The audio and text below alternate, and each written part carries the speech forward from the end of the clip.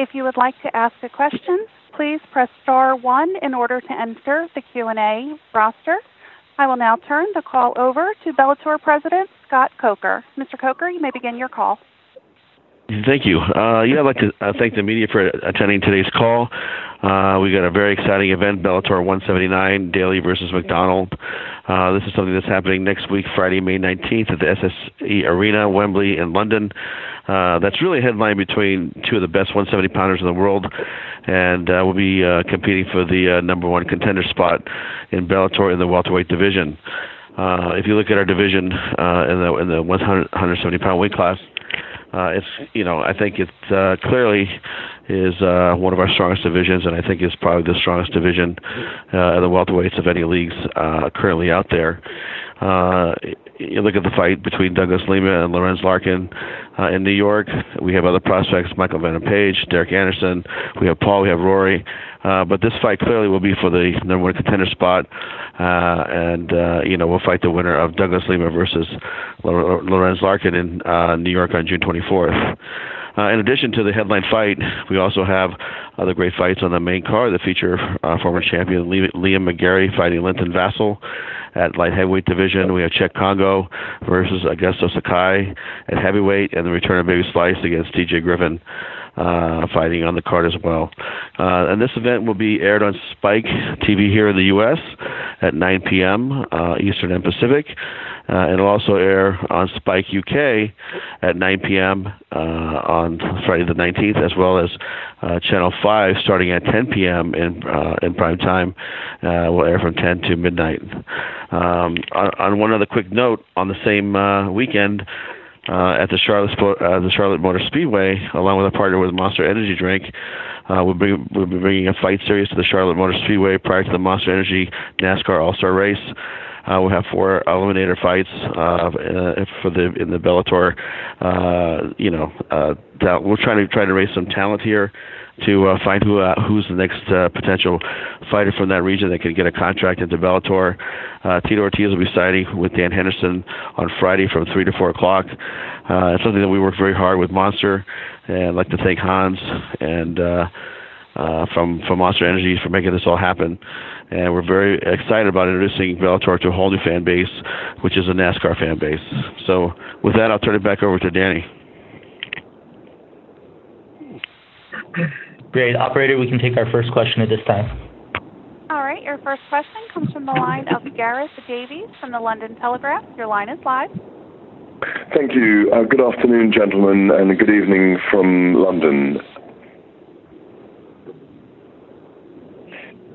Can I start by asking Scott Coker, first of all? Scott, is this a big moment for Bellator, given that you are on UK network television live for the first time, obviously coming to a potential audience of what is basically 70 million people? Yeah, Gareth, we were actually had our event last year, the 3 fights on Channel 5 as well. So this will be our second time. I apologize, you did, yeah. Yeah, no worries. But, anytime you can be on terrestrial television in the UK, it's an exciting time. And I think that's really the beauty and the power of Viacom, being the ownership group of Bellator, is that, they own Channel 5, they own Spike channels across the world. And it just demonstrates, one more level of commitment that they have behind this brand. And do you have a target? Do you want to break the million mark? And break the records here for viewership? And do you think it will, given the card you put together? Yeah, listen, I think that this is the first time we've gone on a Friday night there. Last year, I believe we were on a Saturday night, and so there'll be plenty of great programming we're going to compete against. But last year, I think our peak number we were close to 600, and if we get something close to that or can beat that, we'll be very happy. Thank you. Could I ask Paul? Have you responded at all mentally to the fact that Rory MacDonald said in the last few weeks that he is going to win by KO in this fight? No, not at all. He has to be confident. He has to go out there and say fact that I'm a very tough and durable guy, and I've been in there with some of the biggest hitters in the division. I've been in trouble. I've got back up and I've fought the rounds out. I've been in with a number of big hitters, guys that have knocked guys out at middleweight, guys that have fought light heavyweight and knocked guys out, and I've come out the victor, normally via knockout. So Rory has to go in there saying these big things. He's been out for a while. He wants to come back. He wants to entertain, but he knows realistically he is not going to win by knockout. And Paul, I don't know if it's me, but I couldn't hear you particularly clearly then. I don't know if it's just on my line.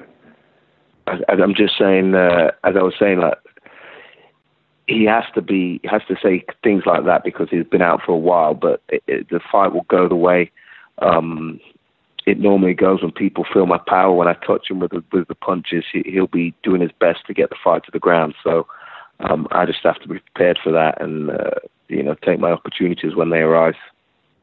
And do you feel much? We know how powerful you are as a striker. We know that you're a brilliant finisher. But do you feel a much smarter fighter than say those kind of wars you had back in 2011 with Nick Diaz or with Tyron Woodley? Are you a changed fighter over the last 4, 5 years, 6 years? Yeah, most definitely. I'm a much more comfortable fighter. I'm much more happy with the way that I prepare for fights. I enjoy the whole process. And I've come to realize that I have a big advantage over the majority of guys that I fight, and that I've had so many fights in kickboxing and MMA, and I've taken that on board now. I've acknowledged that, and it's brought me to a certain comfort level where I feel like I've fought every type of fight that you can give me in MMA or kickboxing. So I really just have to go in there and fight. I don't have to think about anything. I just have to go in there and fight. I've been in the most situations. I've been with my back against the wall. I've been knocked down. I've got up. I've been in submissions. I've had to defend. I've done everything. So all I have to do in there is go and fight and take the guy out, finish the guy. And can I just finally ask you, Paul, it's a huge time for fight sports in the UK at the moment. We've just had a massive heavyweight event at Wembley just next door with Anthony Joshua and Vladimir Klitschko in boxing, and there's talk of Tyson Fury coming back at the moment. There's a huge interest in fight sports in the UK more than ever before, certainly in the last 25 years that I've been involved in fight sports covering it. And is it a thrill to be headlining at this time at home when fight sports are thriving? Yeah, definitely. And that's such a prestigious venue in Wembley Arena. I've had some of the best moments of my career at Wembley Arena.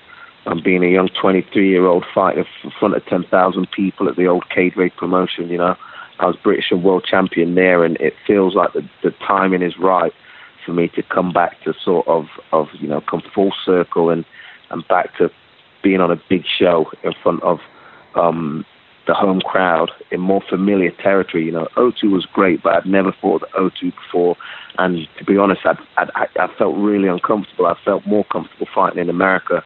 Whereas Wembley, the whole area, I have family across the road. My auntie has a Jamaican restaurant across this road. My cousin lives around the corner. My coach is just up the road. I know the area, I know the arena, and I'm just looking forward to, taking it back to my youth and entertaining and knocking Rory out. Can I just finally ask a question? Thank you, Paul. Can I finally ask a question for Rory? As you said and quoted recently, you believe you'll win by knockout, Rory. Why do you win this fight by knockout? I've said in the past that I could win this fight by any means necessary, any finish. I feel like I have the ability to knock out Paul, but I definitely feel that if the fight goes to the ground, I have the ability to submit him as well, because I'm well-rounded. I've made it clear that I could fight the best of the best in the kickboxing realm, and the best on the ground as well. So that's something that he has to look out for, is my well-rounded game, you know. And finally from me, Rory, thank you. Do you feel reinvigorated, if you like, being in a new organisation? Have you felt the difference? Does that mean something to you to have a change of scene, if you like, and become perhaps more reinvigorated? Absolutely. It feels like chapter 3 of my career at this point. You know, a big organization move, and just coming off the 2 losses that I've had, you know, and the changes I've made in my training. I've noticed a big difference in my mindset, my physical abilities, my martial art abilities. So I'm very excited to make my debut in Bellator and show the changes that I made over this layoff, and I think it'll excite people for the future fights. Thank you very much, gentlemen. The next question comes from the line of Steve Jones from MMA Mania. Thank you, operator. My first question is for Rory, and I'd like to know if he feels that there's been an evolution in his style as a fighter, given it's been almost a year since we saw him go 5 rounds with Wonder Boy. Absolutely. I made a lot of changes from the way I was training for that fight. I had said before, I made the mistake of overthinking my opponent and adapting my style every single fight and trying to learn new martial arts and new techniques and really getting away from my strengths. And, you know, this past 11 months off has really been about getting back to my strengths and getting back to the basics and sharpening my own skills and my strengths, and I'm feeling at my best because of the work I put in.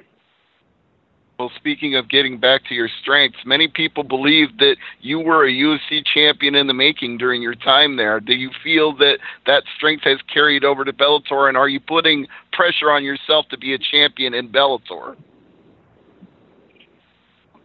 Honestly, I'm not too worried about being champ. I'm just there to take out whoever's in front of me.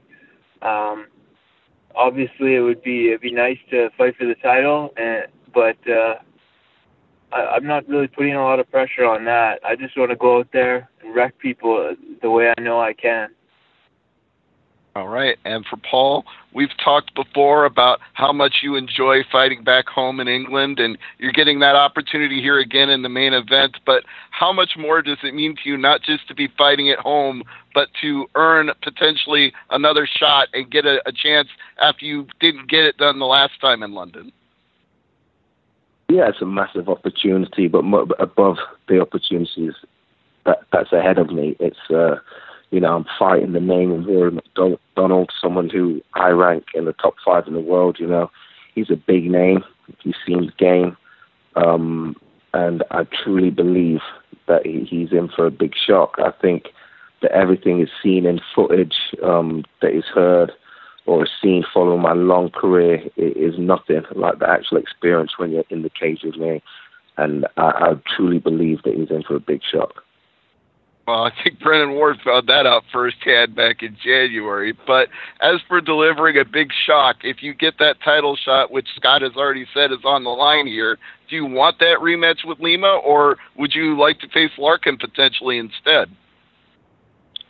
I'm saying that Rory is top 5. I hold Lima above Rory. I don't think there's a bigger, more athletic, scarier welterweight out there at the moment. And me and my team, we believe that we can defeat Douglas Lima over 5 rounds. So not looking past Rory, but yeah, we want the shot at Lima. I feel if I'm more composed, I don't rush out in the first 30 seconds like I did last time. I think over 5 rounds we'll beat Lima. All right. Thank you very much, gentlemen. Your next question comes from the line of Ty O'Keefe from Fight Network. Your line is live. Hey, guys. I just want to say, first of all, I appreciate your time. My first question is for Rory MacDonald. You know, you came over from the UFC, and you were there for quite a while, and obviously you haven't fought yet in Bellator. But could you mention or, talk about some of the differences you've seen thus far between the two promotions as far as your experiences go? I've just been more in touch with the promoters, getting my outlooks on things, how I want things to go when it comes to the promotion of myself, just more involved rather than just being another guy in the line, another number or, another sheep. So I just feel more respected, more attention to detail when it comes to, the promotion of myself, because, I think Bellator gets it that they want to build the character around and every guy on their roster. They want to build up the names and let people see the real side of them, and they could build that up. But UFC kind of has lost that, and everybody's wearing the same thing, and everybody is trying to be Conor McGregor, so it's lost its feel over there a little bit. Okay, and just another quick question for Rory. Your last fight with Wonder Boy, you had kind of a long layoff leading up to that fight as well. Did you think that factored into the loss that you had against Wonder Boy? And if so, are you somewhat concerned about that again, having 2 long layoffs in a row like that? No, the layoff wasn't a big issue for me. I mean, when I got in there, a fight's a fight for me. I could fight any place, anytime, anywhere, so against anybody. So the problem with that fight was my training, I really had screwed up and tried to be a karate kickboxer and tried to beat my opponent at his own game. And I'd made that mistake too many times, just trying to change my style every single fight. And I made the necessary changes this year, and I don't think we're going to see that same issue. All right, thanks a lot. And just a quick question for Paul Daley. Now, you mentioned that, you rank Lima ahead of MacDonald, although they're both top 5 in the world. Having said that, would beating Rory MacDonald rank as the biggest win of your career? Yeah, most definitely. Rory is a recognized name. He's been in there with other recognized names that are ranked highly. And he's a very tough, well-rounded guy. Beating Rory MacDonald would definitely be the biggest win of my career. All right, well, thanks a lot, both you guys, and good luck. Your next question comes from the line of Steven Morocco from MMA Junkie. Your line is live. Hey, a couple questions for Rory.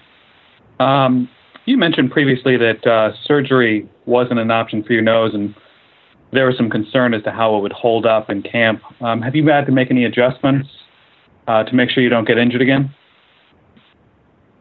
Basically, I just gave it a lot of time. I took time off sparring and contact martial arts, and just gave it the month it needed to just fuse back together. I didn't do that after I lost to Robbie Lawler. I was back in the gym sparring hard and re-breaking it and training. So that's why we seen it break again in the Stephen Thompson fight. It wasn't healed, I just didn't really. I wasn't a professional about it because I was hungry. I wanted to get back in there and keep training hard and keep fighting hard. But I took the time I needed to, and it's back 100%. It's been tested in the gym. Absolutely, it's not a worry for me. There's been a report off your Twitter account that you've moved on permanently from TriStar. Is that accurate? No, it shouldn't be from my Twitter account. I don't know, but basically what you might be reading is that I did part of my training camp in Kelowna, BC, where I originated from, and I did a lot of my training with my coach David Lee there. But it's a place that I've always went back and forth with between Montreal. I spent a little more time there this training camp than usual. Why? Why does that work better for you? Just going back to what I was saying before, just getting back to my strengths. And I feel that David is very good at keeping me on track with that and not getting distracted with new things every day and trying to expand. He just keeps me in focus of what I'm trying to achieve for that fight, and it worked out great. So you see a picture from Vitor Belfort joining the gym, and it's such a large group of guys. Is it easy to sort of get lost in the shuffle of training there full time at TriStar? I don't really look at it like that. I mean, everybody's in there doing their own thing, working together, getting the work in. So it's great having a lot of new bodies in all the time. With the world famous gym, people are always stopping in, new bodies and new styles. So it's always fun having a lot of new guys come in. And when you first started fighting, did you have this thought? Did you make peace with the idea that maybe your nose might not look the same after your career ended? Yeah, I don't really care. I'm not in this to be a model or anything. I'm a born and bred warrior, and that's my outlook on my life. I don't really care how I look. I go out there and try to smash. Got it. Thank you very much. Appreciate it. Your next question comes from the line of Susan Singari from Must Love MMA. Your line is live. Hey, greetings, everyone. Thanks for taking the time to speak with me today. This question is for Rory and Paul. Either one of you can start. Rory, what makes Paul such a dangerous fighter? And then the same question for Paul. I think Paul is one of the best MMA strikers out there with some of the best power, and that's something anyone who goes up against him has to be careful of. He's a hard-nosed guy. He wants to knock you out with every punch he throws, and he's also tough. If you hurt him, he'll keep coming. He won't just tap out and give up. So that's something that I've mentally prepared for. This is going to be a hard fight, but I just think that Paul's he's bitten off a little more than he could chew. Okay. And Paul, same question. What makes Rory such a dangerous fighter? Rory's well-rounded, and that's about it. I don't class him as a dangerous fighter. I don't fear him in any way. I've fought all the big, bad, tough, scary guys. Rory is nowhere up there with those guys. What makes Rory dangerous is just the fact that he is well-rounded, but sometimes that can also be a negative. So, and Rory's assessment of me is as I thought it would be, and that is why I know he's in for a shock on May 19th. Okay, good stuff. Rory, one other quick question. The fans are very excitable, I would say, in England. Do you feel that that's going to put any pressure on you because you're fighting in his hometown? Not really.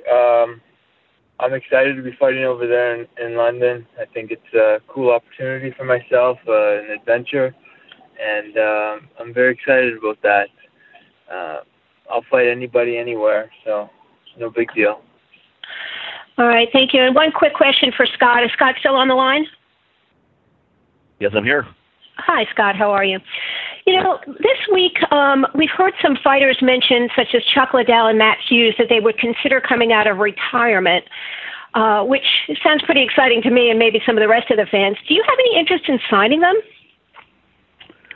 We have not talked to either athlete. So right now I'm really focused on this event coming up in England. It's going to be an exciting week for us coming up with all the festivities and then the big fights there at Wembley. And then, my focus really is on New York after that. So we're very busy. It's a busy schedule. At some point, I'm sure we'll talk and we'll just hear each other out and see if, there's anything to be done. But really, it hasn't been on our radar yet. Okay. All right, good stuff. Thank you, gentlemen, and good luck on your fights. Your next question comes from the line of Bob Carson, Carson's Corner. Your line is live. Hi, thank you. My first question is for Paul. Paul, Rory is someone who can obviously fight both standing and on the ground.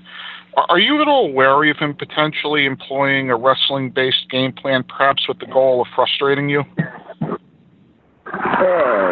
Rory can do whatever he feels, or he can try to do whatever he feels is necessary to win the fight. I am confident in fighting everywhere. The assessment people make of me when it comes to the wrestling and the ground game is it kind of works in my favor, because I think I'm overlooked as far as my strengths on the ground and my record against guys that are strong on the ground. It is what it is. He will try and do what he has to do to survive, and I will do what I need to do to take him out. I'm not worried about anything or what tactics he may try to employ. I'm there to fight. And your last fight featured absolutely terrifying and amazing knockout win over the very tough Brennan Ward. I mean, you've had big wins in Bellator before, but with a large audience watching and such a spectacular finish, it felt like you truly announced yourself as a top contender in that moment. In a career full of devastating knockouts and memorable moments, would you describe that as your signature performance thus far? It was a fantastic knockout, The crowd was amazing. It being on the Tito's retirement fight, I felt the energy from the crowd before and after the fight. I have a similar knockout with exactly the same move. So it's not something that I didn't expect to happen. But yeah, it was good because Brendan, as well as being a nice guy, he's super tough. He won the middleweight tournament. He's been in there with some tough guys. He fought well over in Japan at Rising. He has knockout power. He's a collegiate level wrestler. He's a tough kid.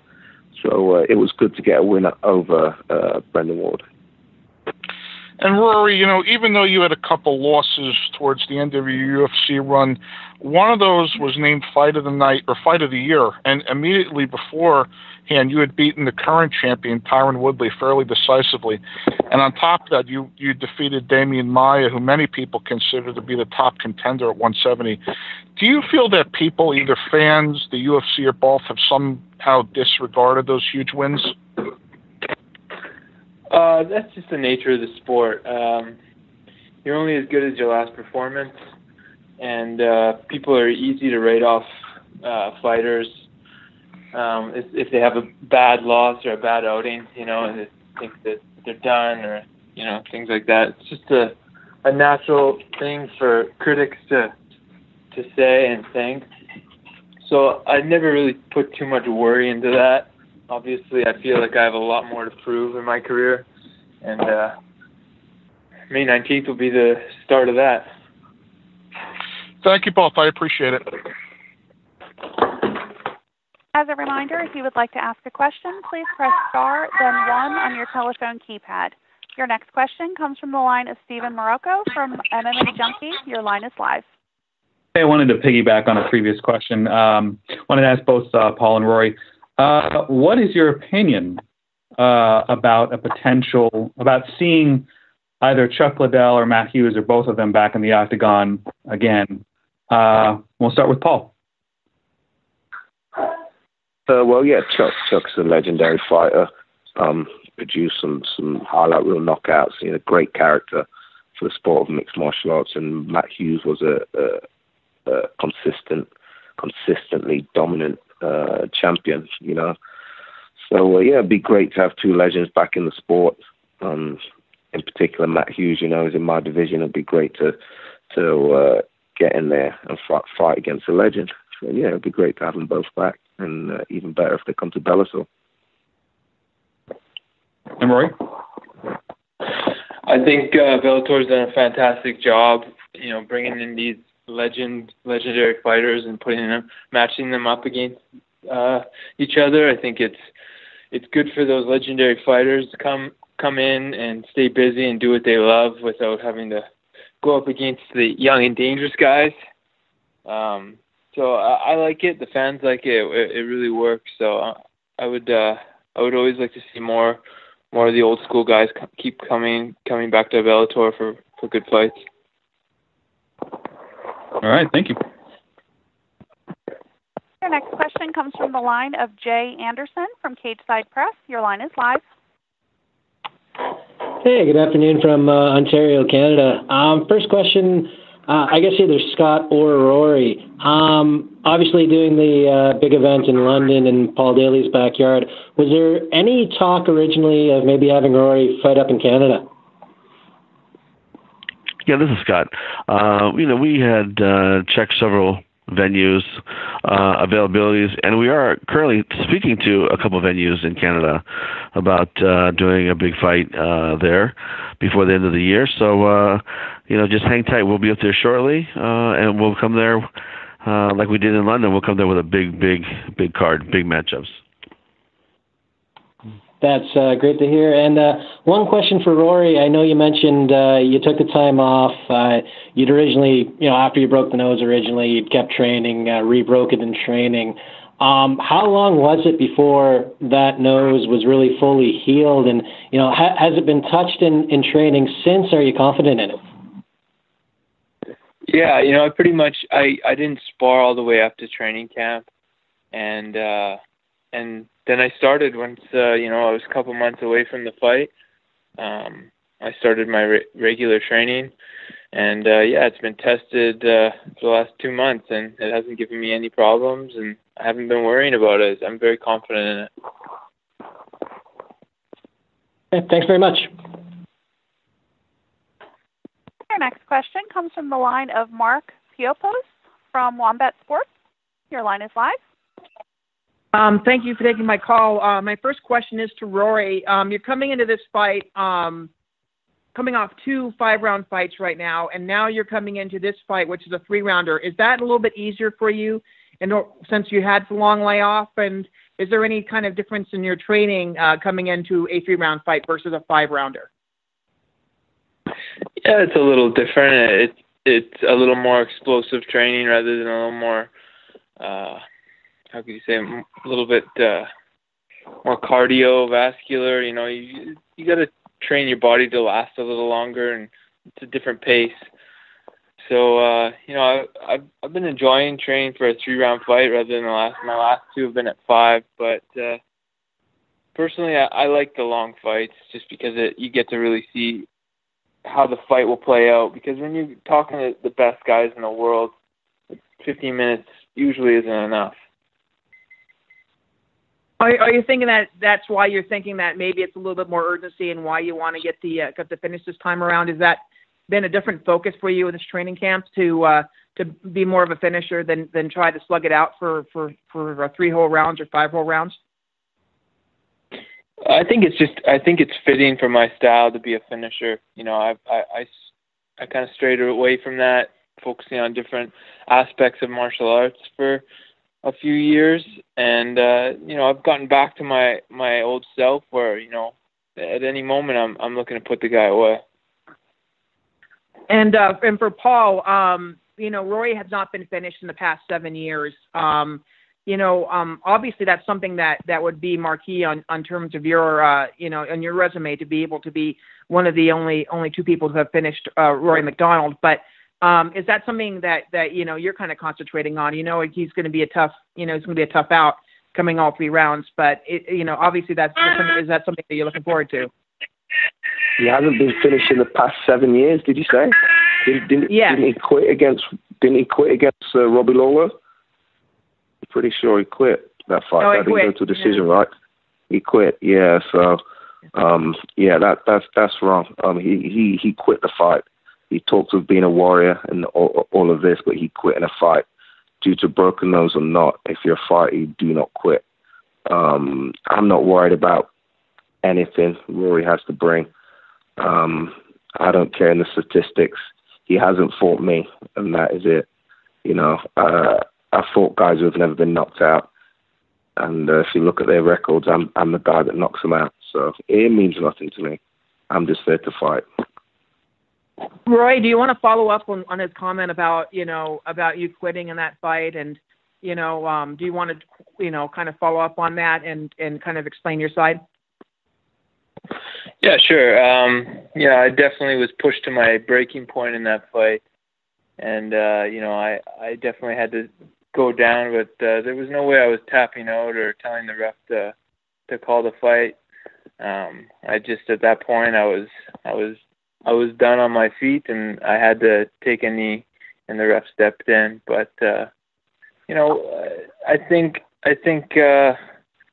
if he thinks I'm an easy to quit kind of fighter, I think he's in for a rude awakening. And finally for Scott, first of all, congratulations on signing a bunch of female flyweights to your division. Do we have any kind of timeline at which are we going to see a tournament, or are you just going to wait for things to pan out in terms of the championship? Yes, right now it hasn't been determined whether we would host a tournament or not, but it's definitely something we're considering. In the meantime, we're going to start fighting, these ladies, off in single elimination fights, and started working, them towards the title. So that's the game plan for right now. Can we expect any more signings within the next couple months? Of course, always. I mean, there's new free agents popping up here and there, and when they're able to speak to us, we're going to speak to them. And I made it very clear that our goal is to sign every free agent that we want to keep, to come over to our roster, and that we're open for business. And I think last year was a great year for us. I think this year will be another great year for us for free signing acquisitions. Okay, well, thanks a lot, Scott, and thanks a lot for taking my call, guys, and best of luck to you. Thank you.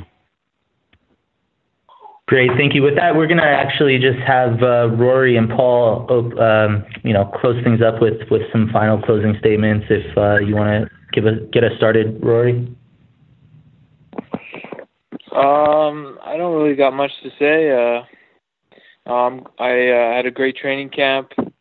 I'm feeling at my best, and I'm going to go out there to punish this guy and make him look like he doesn't even belong in there with me. And as well as every other fighter I come across, it's just going to be a different league when they step in there with me. Great. And Paul? Yeah, with that said, make sure everyone tunes in May 19th. Make sure you have your tickets. And just, prepare yourself for an entertaining main event. That's all I have to say. The rest of the talking I'll do in the cage May 19th. And Rory will see exactly what I'm on about.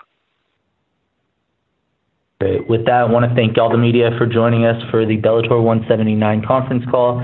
Make sure to tune in next Friday, May 19th, from the SSE Arena, Wembley in London. We will see you next time. This concludes today's teleconference. You may now disconnect your line.